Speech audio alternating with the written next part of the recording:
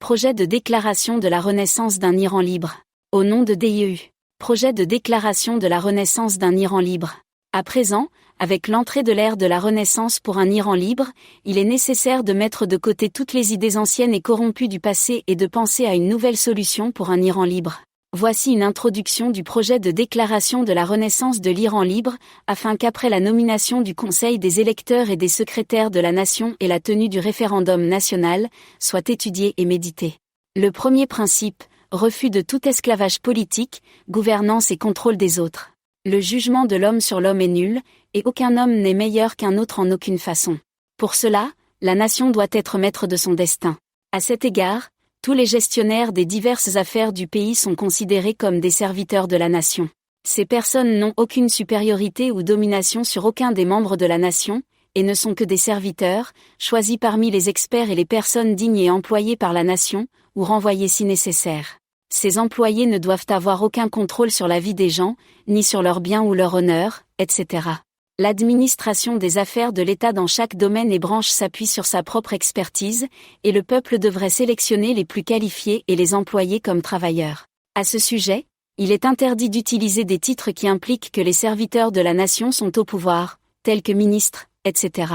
Le deuxième principe, séparation de toute idéologie, de la politique et de l'administration de l'État. Aucune idéologie ne devrait jouer un rôle dans la politique et l'administration de l'État, qu'elle soit religieuse, matérialiste, etc.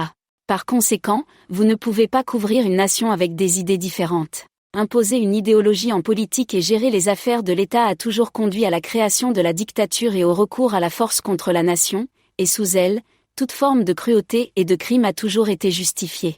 Le troisième principe, liberté de décision pour chaque génération. Chaque génération doit décider de son propre destin, et aucune génération n'a le droit de décider pour les générations futures. Par conséquent, la validité de toute décision de diriger l'État et de choisir des gestionnaires n'est que de 4 ans, ce délai est de 8 ans au maximum en référence au vote public sous contrôle du Conseil des électeurs et des secrétaires de la nation, après quoi il doit être réexaminé et apporter les modifications si nécessaire. Le Conseil des électeurs et fiduciaires de la nation supervise toujours le pouvoir d'élire les différents conseils pour administrer l'État en tant que protecteur des intérêts de la nation. Le quatrième principe, authenticité des droits de l'homme. Le fondement de toute prise de décision et de toute législation repose sur le respect des droits de l'homme. Inclus. Tous les êtres humains, y compris tous les Iraniens, ont des droits égaux, quel que soit leur sexe, leur religion, leur dogme et leurs croyances, etc. Toutes les lois visent à garantir les droits humains de diverses personnes en Iran, y compris la liberté de penser, la liberté d'expression, la liberté de choisir sa religion, ses convictions, sa façon de penser, etc. Chaque Iranien a une voix et une part du revenu national, à l'exception du coefficient qui dépend de la zone de résidence de l'individu et du degré de privation territoriale. L'assurance publique est un droit fondamental et inaliénable de tous les individus en Iran depuis leur naissance, y compris l'assurance maladie, l'assurance professionnelle, l'assurance invalidité, l'assurance éducation, l'assurance contre les accidents imprévus, etc. Étant donné que tous les membres de la nation sont couverts par l'assurance nationale dès la naissance, indépendamment de la présence des parents, en conséquence, les enfants sont soumis jusqu'à l'âge de 18 ans à suivre un enseignement académique, technique et professionnel, de compétences, des arts, des sports, etc. Ils ne sont pas autorisés à travailler. De ce fait, la subjectivité des enfants travailleurs disparaîtra d'elle-même. C'est aussi pour cette raison que le métier répugnant de mendicité enfants et adultes va également disparaître. Ceux qui refusent de travailler pour diverses raisons, dont la dépendance, et veulent devenir sans-abri, sont pris en charge dans des camps spéciaux. En conséquence, le vagabondage n'aura aucune pertinence. Cinquième principe, le droit de la nation à exercer un contrôle financier complet sur les employés et les cadres de l'État. Tous les serviteurs de la nation, ceux qui sont responsables dans l'administration de l'État, seront soumis à la loi et chaque année leurs comptes financiers et ceux de leur famille seront soigneusement examinés par le Conseil de surveillance financière compétent.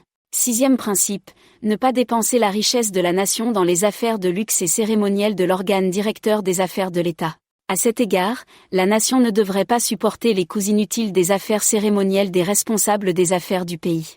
Il est clair et évident que, pour que l'administration des affaires de l'État soit menée selon des principes planifiés et conçus, il n'est pas nécessaire d'accomplir de nombreuses cérémonies de luxe, dépenser des fonds nationaux à ces fins est certainement un gaspillage d'argent, matériel et spirituel pour la nation.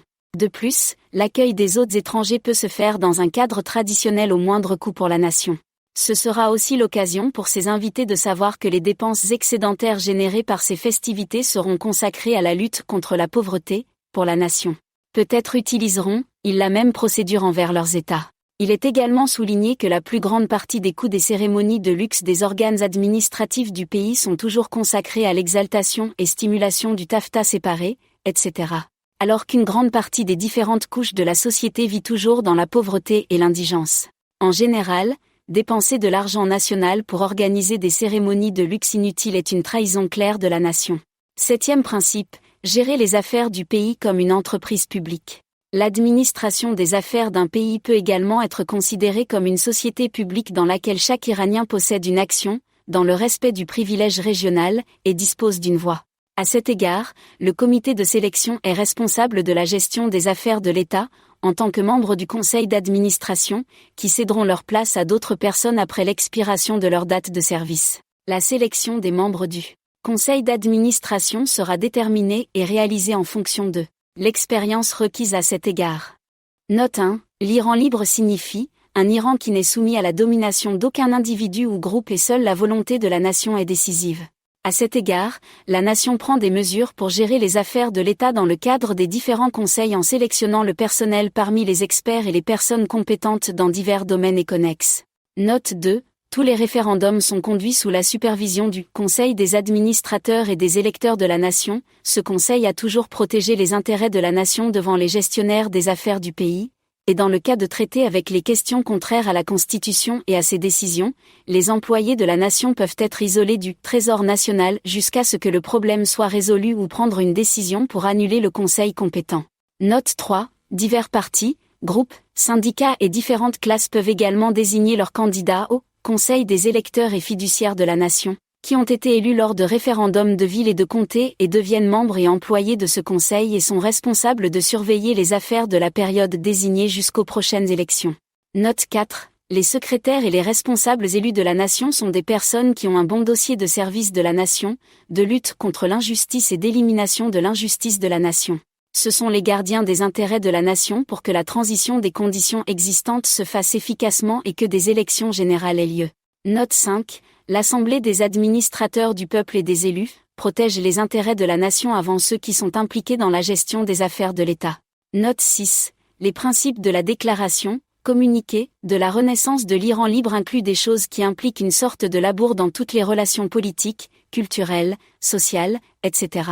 Par conséquent, des principes tels que le principe de voisinage, la prospérité économique, etc., pour l'Iran sont des choses claires qui ont été incluses dans la Constitution pour s'assurer que la pétition n'est pas vide et que ce n'est que de la rhétorique. Pour cela, ces principes n'ont pas été mentionnés dans le manifeste de la Renaissance d'Iran libre. Note 7. Il est nécessaire que le chemin de la révolution de la nation soit sur une échelle, une ascension, que son développement montre le développement qui sied à cette nation, que la pensée actuelle au sein de la société et entre la nation puisse être démontrée. Des idées progressistes, fournir un leader pour l'avancement politique de la nation et d'assurer le développement politique du pays dans une telle situation. Dès lors, tout mouvement réactionnaire qui recule est considéré contre cette évolution et contraire à la révolution de la Renaissance. En d'autres termes, en principe, cette nation n'a pas les mains vides en termes de pensée progressiste. Note 8. Déterminer le type de drapeau national, ainsi que l'hymne national de la Révolution, et le souligner ne fait pas partie du principe de l'énoncé. Il est clair qu'au bon moment, après les élections législatives et avec détermination, au Conseil spécialisé compétent, le nouveau design du drapeau sera élu, et l'hymne national de la Révolution, qui rappelle la révolution progressiste du peuple.